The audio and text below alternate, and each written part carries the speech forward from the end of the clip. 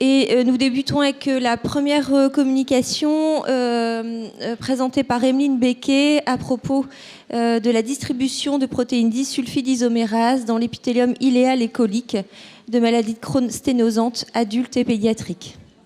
Merci Delphine, merci aux organisateurs de me laisser l'opportunité de présenter les résultats de ce travail sur la distribution des protéines disulfidisomérase dans l'épithélium iléal et colique des patients chroniens adultes et pédiatriques avec une maladie sténosante.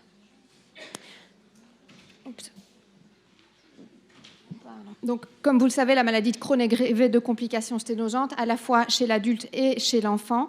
Et bien que l'arrivée des biothérapies ait permis un meilleur contrôle de l'inflammation, voire même de diminuer le risque de recours à une chirurgie plus tard, aucun traitement actuellement ne permet de traiter spécifiquement ou de prévenir la fibrose à l'origine des sténoses.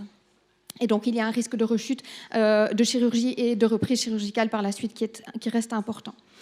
Alors, vous le savez, la fibrose, c'est un phénomène qui est multimodal, qui est complexe, qui est difficile à étudier. Et dans notre laboratoire de recherche à Liège, on s'intéresse spécifiquement au rôle de l'épithélium intestinal dans le développement d'une fibrose sous-jacente. Et dans des travaux protéomiques antérieurs, nous avons mis en évidence que certaines protéines étaient surexprimées au niveau de l'épithélium qui était adjacent à des tissus fibrosants. Et les 4 protéines auxquelles nous nous sommes intéressés sont AGR2, PDIA6, ERP44 et BIP, qui sont des protéines disulfide isomérases qui jouent un rôle dans la réponse au stress du réticulum endoplasmique. Alors rappelez-vous, le réticulum endoplasmique, c'est un organite cellulaire qui est responsable de la conformation tridimensionnelle des protéines. Et en cas d'accumulation de protéines mal conformées, il y a ce qu'on appelle un stress du réticulum endoplasmique. Et ce stress du réticulum endoplasmique va être responsable d'une série d'activations de mécanismes de réponse dont l'unfolded protein response, qui vont permettre ces mécanismes-là soit de rétablir l'homéostasie cellulaire, soit de conduire à l'apoptose cellulaire. Alors, le rôle du stress du réticulum endoplasmique a déjà été décrit dans la fibrose, mais dans le tissu fibreux en lui-même, et pas encore tellement au niveau de l'épithélium. Or, les 4 protéines qui sont ressorties de l'étude protéomique, exprimées au niveau de l'épithélium, pourraient donc avoir un rôle dans le stress, dans le développement d'une fibrose sous-jacente. Et donc, nous avons sélectionné une cohorte de patients et pris des patients avec une maladie inflammatoire de type sténosante, donc un Crohn de type B2, que nous avons comparé à des Crohn de type B1, donc purement inflammatoire sans fibrose. Et nous avons étudié également une cohorte de patients contrôle, donc sans Mickey. Et nous avons alors fait un retour au niveau de nos services à Napat et sélectionner des tissus iléo et coliques, des tissus issus de résection intestinale ou de biopsie endoluminale. Et nous avons étudié au sein du coup de l'épithélium la distribution des protéines. Donc, comme on sait que la distribution cellulaire est différente en fonction que l'on se trouve au niveau de l'épithélium de surface, au niveau de la crypte ou au niveau du fond de la crypte, nous avons scindé notre analyse en 3 portions. Et donc, pour chaque lame étudiée, nous avons gradé sur une coupe à l'hématoxyline et éosine l'inflammation aiguë et l'inflammation chronique sur base d'un score de 0 à 3. Nous avons également gradé sur des colorations de trichrome de Masson la fibrose qui va de 0 à 3 également. Et alors, indépendamment, en aveugle, nous avons étudié la distribution des différentes protéines au niveau de l'épithélium iléal et colique selon une échelle semi-quantitative de 0 à 4. Alors, nous avons ainsi étudié une cohorte de 193 patients et lu plus de 5500 lames. Dans cette cohorte, nous avions 68 patients avec une maladie sténosante, 51 avec une maladie inflammatoire et 74 cas contrôle. Parmi tous ces patients, 98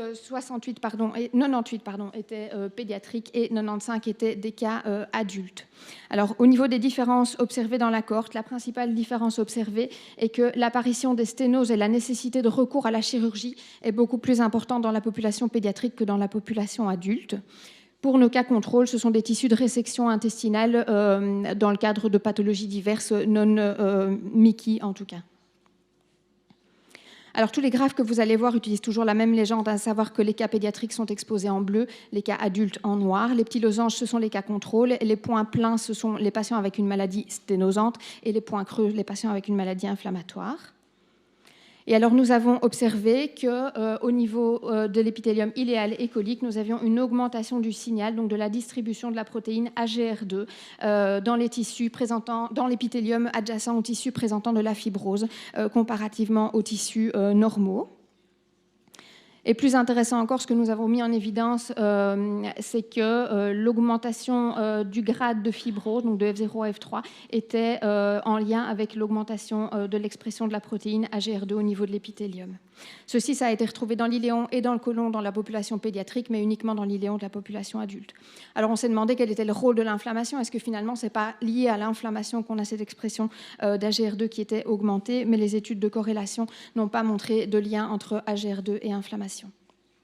Et donc ici, vous avez la représentation où on voit que dans le tissu sain, le marquage est faible, tandis que dans le tissu inflafibrosant, le marquage épithélial est important. En ce qui concerne PDIA6, nous n'avons pas observé de différence entre les tissus fibro-inflammatoires et les tissus normaux, mais par contre, de manière très intéressante, nous avons observé que dans du tissu sain de patients chroniens, il y avait déjà un marquage important de PDIA6, contrairement au tissu sain de patients sans maladie inflammatoire du tube digestif. C'était statistiquement très significatif, et c'est intéressant parce que ce n'est pas encore décrit. Alors pour BIP et ERP44, je n'ai pas le temps de vous les détailler aujourd'hui, mais les conclusions étaient moins nettes. On retrouvait le marquage de BIP plus intense dans les tissus inflammatoires, mais ça c'était tout à fait connu, mais on n'a pas retrouvé de lien spécifique avec la fibrose. Et pour ERP44, pas de lien spécifique avec la fibrose non plus retrouvé. Donc sur cette grande cohorte histopathologique de patients à la fois adultes et pédiatriques avec une maladie de Crohn, ce que l'on peut tirer comme grand message, c'est que ces protéines disulfidisomérase ont probablement un rôle différent dans les processus de réponse au stress du réticulum endoplasmique, et que ce rôle est probablement également différent selon le segment étudié et selon l'âge. KGR2 pourrait être un marqueur épithélial éventuel de fibrose intestinale, voire même devenir à terme une cible thérapeutique. Pour PDIA6, on pourrait considérer que ça puisse devenir un marqueur épithélial discriminant pour les maladies de Crohn ou pour les maladies inflammatoires de type de manière plus générale, mais bien sûr des explorations fonctionnelles sont nécessaires pour mieux comprendre les rôles spécifiques de chacune de ces protéines dans les processus fibro-inflammatoires et dans la maladie de Crohn de manière générale. Merci.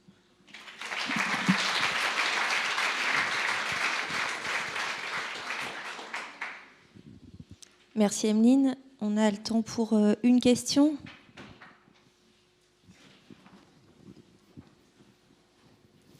Merci beaucoup. Il commence à y avoir un peu de littérature effectivement sur AGR2 et Mickey. Et ma question, c'est est-ce que c'est plus dans l'épithélium, dans les cryptes ou pas? Et est-ce que c'est en bordure des lésions ou dans la lésion? Alors, on a étudié différents types de tissus dans les lésions, en bordure de lésions et à distance. On n'a pas observé on a vu que dans les tissus où il y avait de la fibrose de manière sous-jacente, il y avait une augmentation, mais pas forcément en bordure d'ulcère. Par exemple, si on a un tissu où il y a juste de la fibrose ou c'est de l'inflammation chronique, par exemple, et de la fibrose, même s'il n'y a pas de lésion aiguë, on a quand même observé l'augmentation du marquage pour AGR2. Et par rapport à votre deuxième question ? Oui, alors ça, on n'a pas observé de différence en fonction de la localisation sur la hauteur de l'épithélium. Or, la distribution cellulaire est quand même différente en fonction d'où on se trouve, mais on n'a pas observé de différence.